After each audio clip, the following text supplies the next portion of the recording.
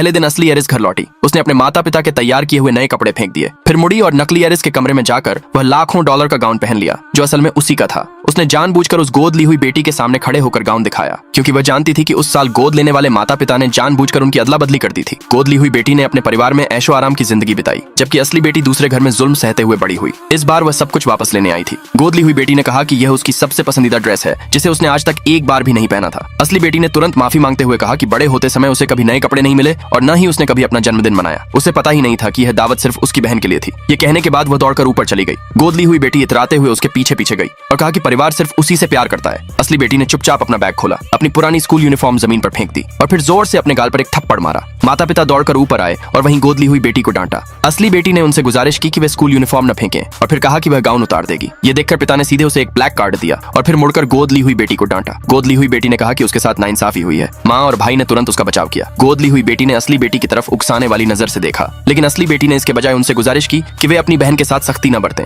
यह देखकर पिता ने मेहमानों से नीचे जाने को कहा। गोद ली हुई बेटी इंतजार करती रही कि असली बेटी उससे माफी मांगे। अगले ही पल असली बेटी की ड्रेस का किनारा सीढ़ियों में फंस गया और उसने ऐसा नाटक किया जैसे गोद ली हुई बेटी ने उसे नीचे धक्का दिया हो। पिता दौड़कर उसके पास पहुंचे और उसे गोद में उठा लिया। गोद ली हुई बेटी ने सफाई दी कि उसने उसे छुआ भी नहीं था। पिता ने उसकी बात सुनने से इनकार कर दिया और गोद ली हुई बेटी को एक थप्पड़ जड़ दिया। गोद ली हुई बेटी फूट फूट कर रोने लगी और वहां से भाग गई। दूसरे दिन पिता को पता चला कि उनका एक जरूरी कॉन्ट्रैक्ट अनुबंध गायब है। भाई ने कहा कि स्टडी रूम में सिर्फ असली बेटी ही गई थी और उसने असली बेटी के कमरे की तलाशी लेने का सुझाव दिया। उन्होंने उसके बिस्तर की तलाशी ली और बिस्तर के सिरहाने एक दस्तावेज मिला। भाई ने जिद की कि असली बेटी को घर से निकाल दिया जाए। पिता ने वह दस्तावेज खोला और पाया कि वह तो असली बेटी की मेडिकल रिपोर्ट थी। लड़की ने बताया कि उसे गंभीर एनीमिया है और उसने ये बात इसलिए छिपाई थी क्योंकि उसे डर था कि उसके माता पिता परेशान हो जाएंगे। ये सुनकर माँ का दिल वहीं टूट गया। लड़की ने अपने भाई से पूछा कि उसे इतनी सटीक जानकारी कैसे मिली। पिता को भी कुछ गड़बड़ होने का एहसास हो गया। लड़की ने अपना फोन निकाला और सर्विलांस फुटेज चलाकर दिखाया। वीडियो में साफ दिख रहा था कि भाई खुद ही वह दस्तावेज छिपा रहा है। पिता गुस्से से आग बबूला हो गए। ठीक उसी समय लड़की ने असली कॉन्ट्रैक्ट निकाला और अपने भाई की तरफ से पिता से माफी की गुहार भी लगाई, लेकिन